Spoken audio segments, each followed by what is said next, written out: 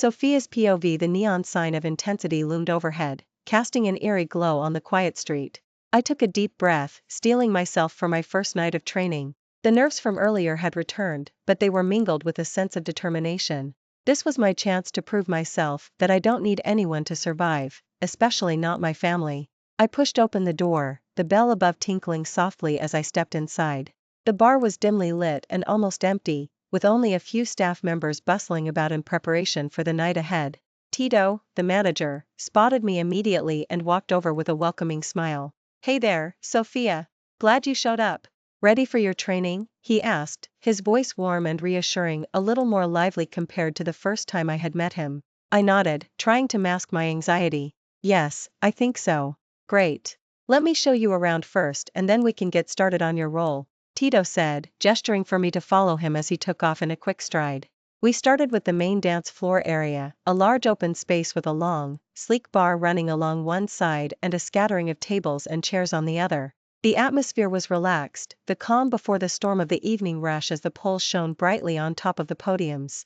"Here's the main bar," Tito explained. "Most of our regulars hang out here, but it's also where we get the most action. You'll learn to handle it eventually, but you don't have to worry about down here for now." He waves his hand around in explanation as I nod along and give him the floor to speak. He next turned and led me through a side door into a narrow hallway. "This way are the changing rooms for the dancers," he said, opening a door to reveal a bustling room with costumes and makeup strewn about.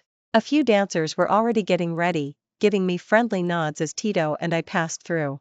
Their costumes were scandalous and skimpy, a display of bright colors and feathers, but each girl seemed nice and welcoming thus far, yet it was still early in.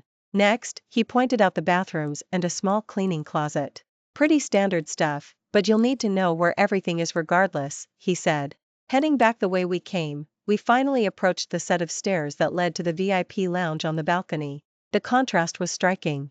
Unlike the main bar's lively atmosphere, the VIP lounge exuded a sense of exclusivity and calm. Plush seats and low tables filled the space, offering a perfect view of the bar and everything below. "This is where you'll be working tomorrow night," Tito said, his tone slightly more serious now to ensure I was listening. "We get some of our most respectful clients up here. It's a good place to start you in, and you'll have a bit more breathing room to learn the ropes. Sometimes it's really quiet and when it's busy, most just order simple drinks," Tito explains, motioning for me to approach the bar with him. I nodded, taking in the elegant surroundings.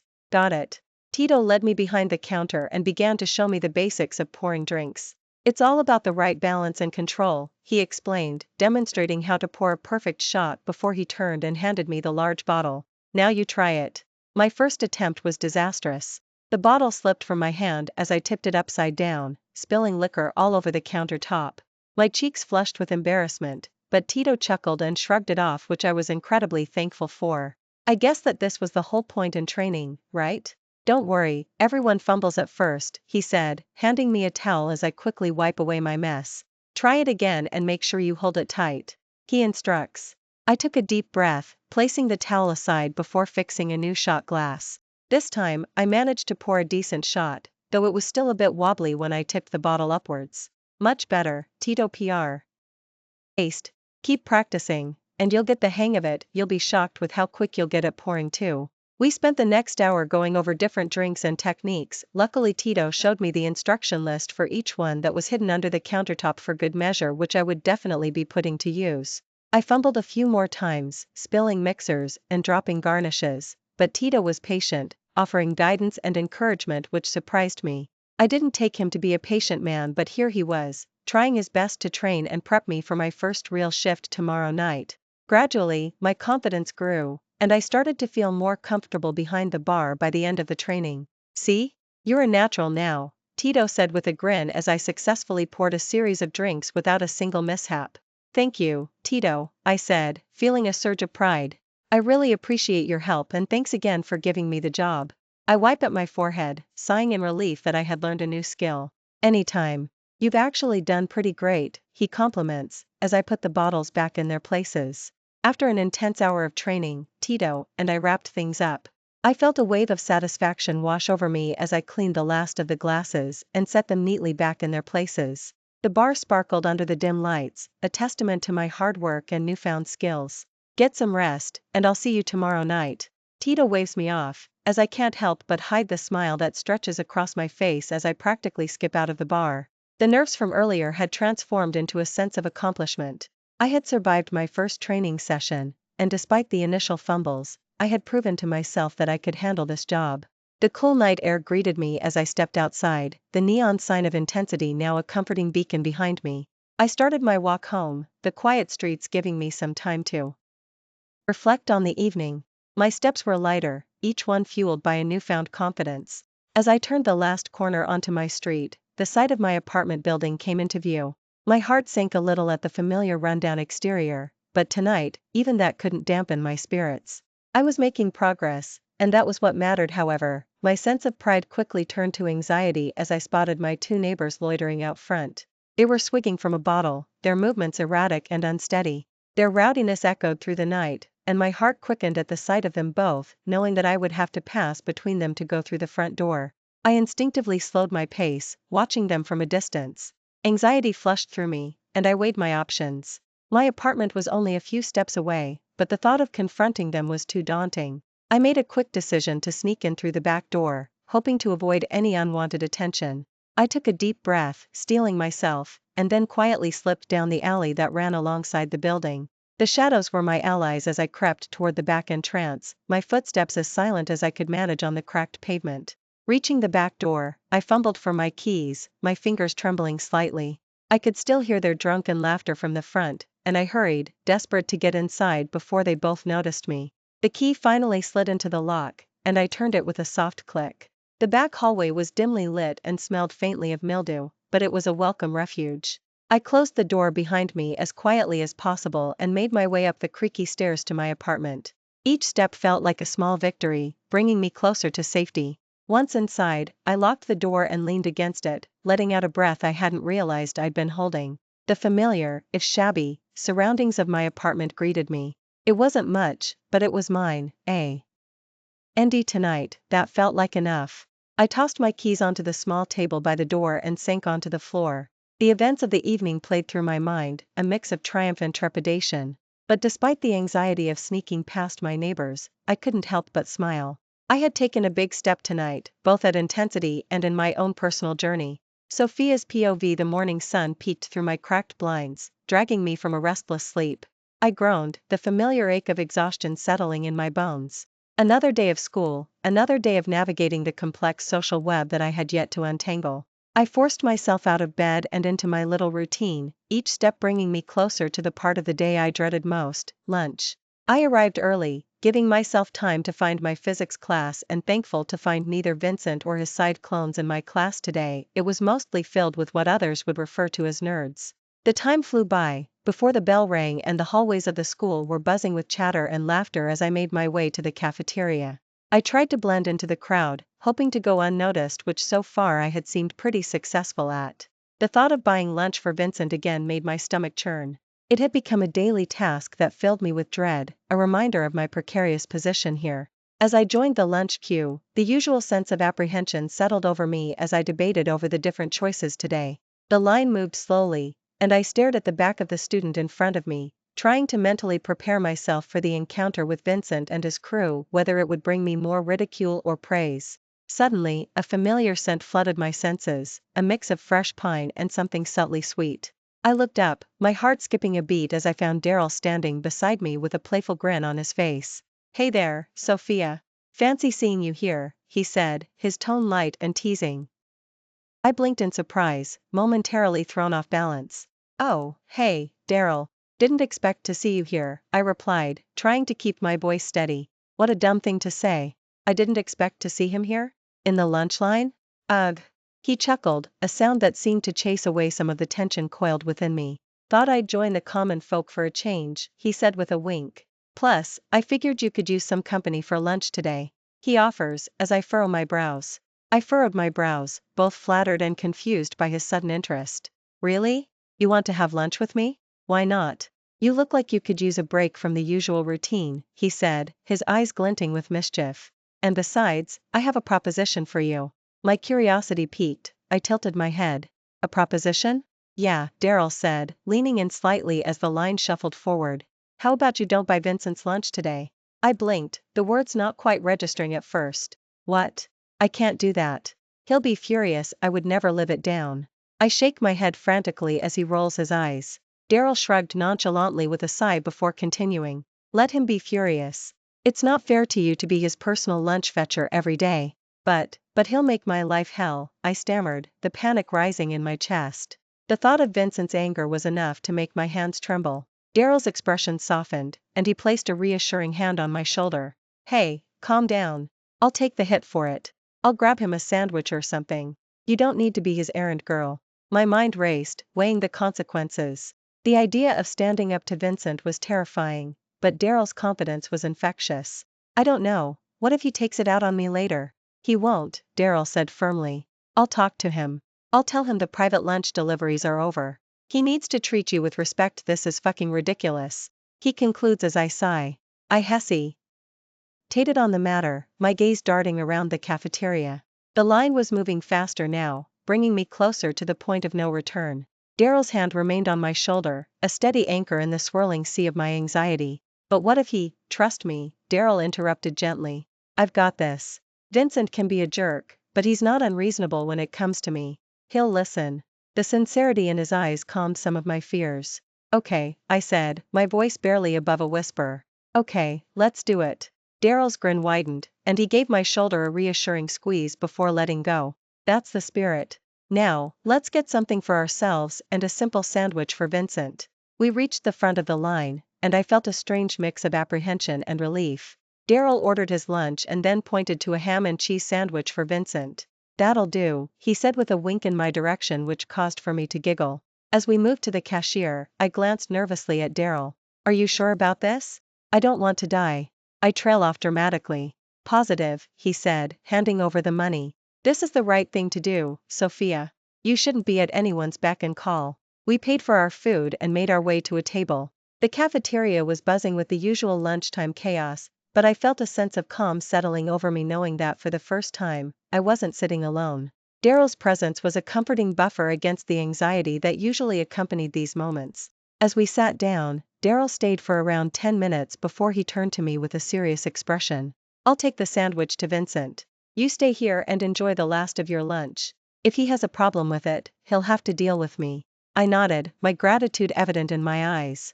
Thank you, Daryl. I really appreciate this. Anytime, he said, his playful grin returning. Now, eat up. You've earned a stress-free lunch today.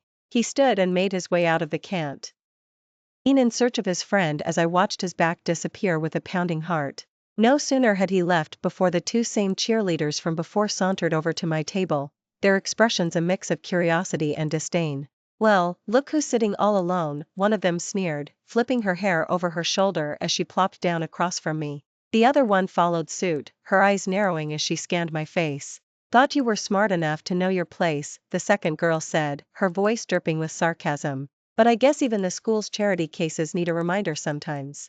I swallowed hard, trying to keep my composure. What do you want?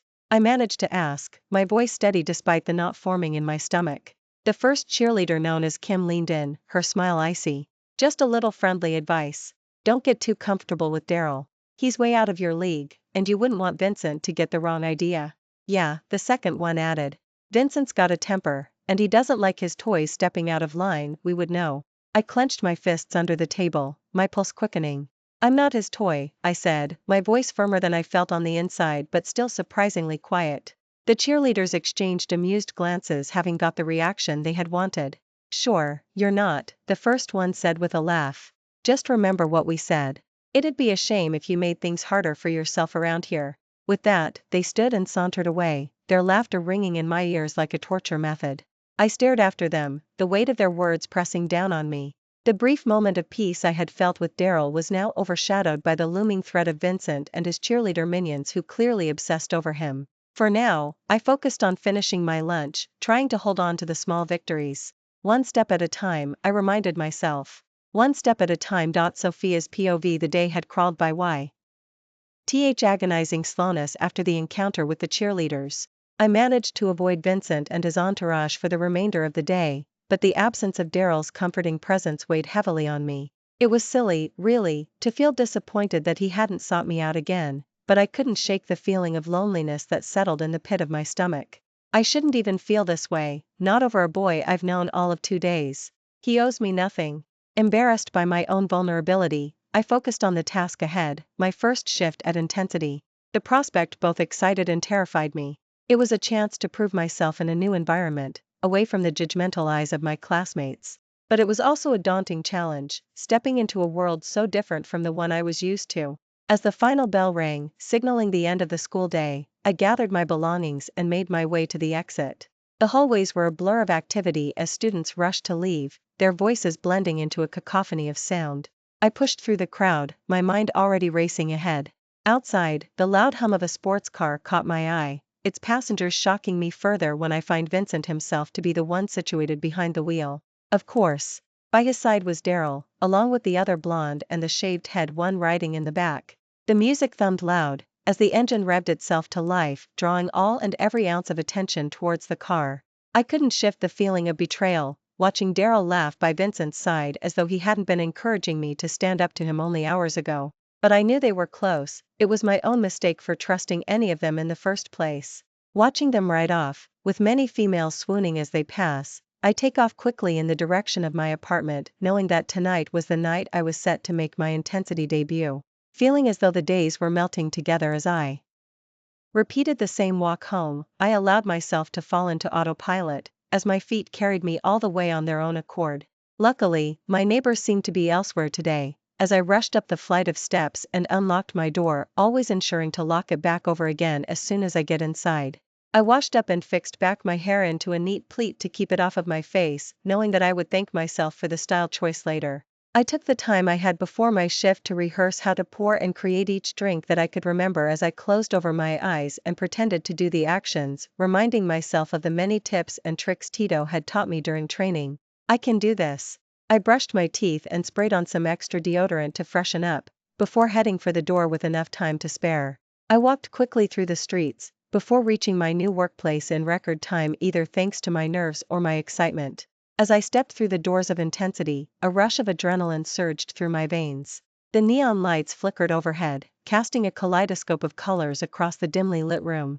The thumping bass of the music reverberated in my chest as I made my way towards the downstairs bar where I spotted Tito. Tito greeted me with a warm smile, his new enthusiasm as my manager infectious. "Hey, Sophia. You ready for your first shift, pretty one?" He questions as I nod and tuck a stray strand of hair behind my ear. "This is Edward, he works the downstairs bar with Lexi, but you'll be upstairs on your own because it's smaller and quieter up there." Tito turns to introduce me to the pair behind the bar, as they both turn to give me a look. "Hey." They both offer me a quick wave of the hand before returning to their well-rehearsed setup for the night ahead as one dried the glasses and the other lined up popular drink bottles at hand. "Hello." I squeak, trying to be heard over the music which was way low. "Youder than the other 2 times I had been in." "Great," Tito said, clapping me on the back. "Follow me, I'll show you where your uniform is." "My uniform? They give me something to wear? That's fun."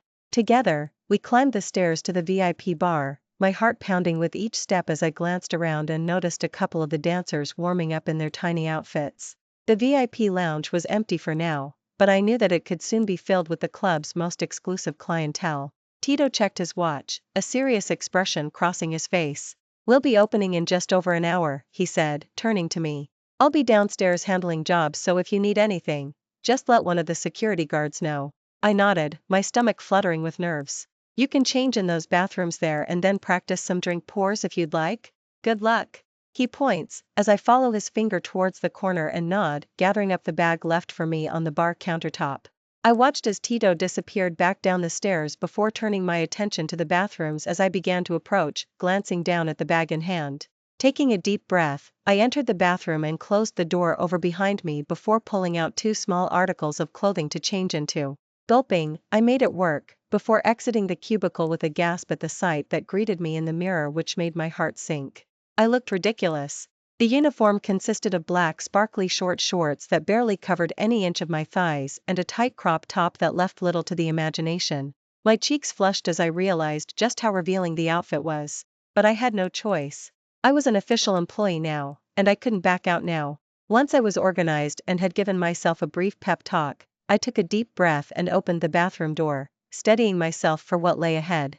I moved behind the bar, taking a moment to refresh my memory on how to make some of the most popular drinks with the help of the trusty manual. If I was lucky, this place would be pretty empty for a Wednesday night, making my first shift that little bit more easier. I decided to cut up some fruits, placing them aside in a bowl to be added to the drinks before I checked that the ice dispenser had enough water. Everything looks good, the doors would be opening soon, and after that it will be show time. Wish me luck. Sophia's POV as the minutes ticked by, the anticipation of my first shift grew. The VIP lounge was pristine and ready, the glasses gleaming under the soft ambient light. The bar was stocked, and I felt a wave of confidence wash over me as I arranged everything in its place. I could do this.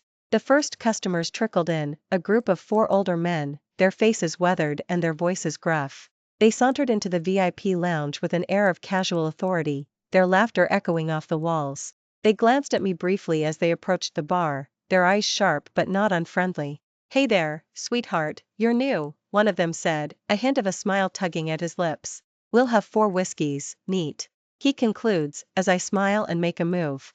I nodded, my hands moving with practiced ease as I prepared their drinks, praying for things to go smoothly. The familiar motions of pouring the amber liquid, the clink of ice in the glass, it all felt natural. The men watched me in silence, their conversation picking up as they returned to their seats, drinks in hand. I breathed a sigh of relief. If all my customers were like this, the night might not be so bad after all. The hours slipped by in a steady rhythm as I glanced downstairs to see the dancers swaying their hips on the poles. It seemed that they didn't strip, only danced, which for some reason made the fact that I was working here feel less illegal. The VIP lounge saw a handful of other patrons, each group coming and going with little fanfare. I managed to keep up with the orders, my confidence growing with each successful transaction. I even found a moment to practice a few cocktail recipes, adding my own flair to the drinks. The lull in activity gave me a chance to catch my breath and prepare for the next wave as my little tip jar started to collect some notes for me to take home, which made me smile. I was wiping down the bar when I heard the sound of laughter, loud and boisterous, carrying up the stairs. My heart skipped a beat as the unmistakable thumping of heavy footsteps approached the VIP lounge. This was the loudest group so far, which caused goosebumps to rise in anticipation. Then they appeared. Daryl, Vincent, and a large group of guys, most of whom I hadn't seen at school before, filling the entrance to the balcony. They were a rowdy bunch, their presence commanding the room as they piled into the VIP area. Daryl's eyes sparkled with mischief, while Vincent exuded his usual air of confident arrogance. The sight of them almost knocked the air from my lungs as I ducked down behind the bar to catch my breath. Panic surged through me as they made their way towards the bar, still oblivious to my presence as I pretended to be wiping an imaginary spillage from the floor. This was not how I envisioned my first shift, but I was determined to handle it with grace. How were they even allowed in here? In VIP 2 at that? The group suddenly changed their mind, pointing towards a table by the edge of the balcony, as they dispersed to their seats, and I took a moment to steady myself. Maybe they couldn't see me and thought there was no bartender. But I was being silly, this was my job. I have to serve them and get over my fear. Plus, Daryl wasn't all bad. I still hadn't seen Vincent since Daryl had told me not to buy and deliver his lunch, so I feared his wrath more than anything else. The noise level in the VIP lounge had increased significantly with their arrival, the air thick with loud, and boisterous conversation. Despite my initial panic, I found myself slipping back into the rhythm of my job, focusing on the tasks at hand and trying to go undetected for as long as possible. As I continued to serve drinks, my nerves started to settle, and I found myself getting into the rhythm of the job. However, I couldn't shake the anxiety that gnawed at the edges of my mind, knowing Daryl, Vincent, and their rowdy entourage were just a few steps away. I hoped they wouldn't notice me. Maybe they'd be too engrossed in their conversations to pay any attention to the bartender. Perhaps Vincent and Daryl would even stay away from the bar, having one of the others come up to order instead. But unfortunately, luck was not on my side. Just as I was beginning to feel a bit more confident and secure, I glanced up and my eyes instantly locked with Vincent's, his daggers piercing holes through my face. His expression shifted instantly from carefree amusement to a dark, almost furious glare. He rose from his seat abruptly, the force of his movement causing his chair to scrape loudly against the floor. My heart pounded in my chest as he marched towards the bar, his eyes never leaving mine. "Sophia?" His voice was low and menacing, dripping with displeasure as I was shocked that he even cared to remember my name since I was only known as his personal lunch lady. I felt my face flush with a mix of fear and embarrassment. Vincent? I stammered, trying to maintain some semblance of professionalism. What the fuck are you doing in here? His voice was louder now, drawing the attention of his friends and the other VIP guests. Daryl, who had been deep in conversation with another guy, looked up at the commotion. His eyes instantly widened in surprise and he quickly got up to make his way over, his bewilderment evident as I pleaded back with him for silent support. Vincent's jaw tightened, and he leaned over the bar, glaring at me with an intensity that made me want to shrink away and disappear. Why are you working in my bar? He demanded to know, his voice cold and unforgiving. Your bar? I echoed back in disbelief, feeling the ground slip from under my feet. Did I hear him right? Yes, my fucking bar, he spat out, his eyes blazing with anger. I own this place. So tell me, what are you doing in it? He grits out without remorse. Well, Tito hired me, I managed to explain, my voice shaking. He said he needed some help, and I needed the job. I didn't know. Vincent's expression momentarily softened only slightly, but his voice remained harsh. This is no place for a 17-year-old girl, he snapped. You shouldn't be in here. But I need the money, I blurted out, my voice breaking. I live with my brother, and we need the money. It was a lie, but I hoped it would be enough to make him reconsider and not question further why I lived alone. Vincent's eyes narrowed, his posture rigid as he considered my words.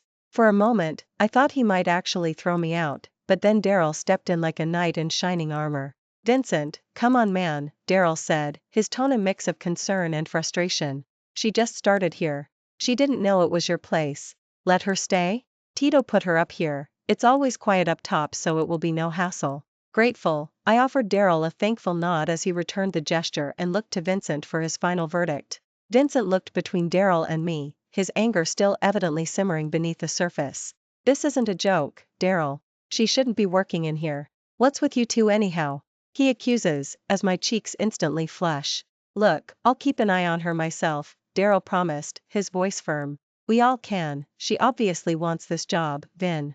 Don't take it away from her on her first day, that would be shitty to do to anybody. Vincent hesitated, his gaze shifting back to me. My eyes were watery, and I could feel the tears threatening to spill over. Please, Vincent, I whispered. I promise I'll work hard. I really need this job right now. I find my words escaping, embarrassed by how desperate they sound. He stared at me for a long moment, the tension palpable between us. Finally, he let out a frustrated sigh. Fine, he said through gritted teeth. But if anything goes wrong, you're out the door. Got it? I nodded quickly, relief flooding through me. Thank you, I said, my voice barely more than a whisper. Vincent shook his head, clearly still unhappy with the situation, and turned to walk away cursing under his breath. Daryl stayed behind for a moment, giving me a reassuring smile. You'll be okay, he said softly. Just keep your head down and do your job.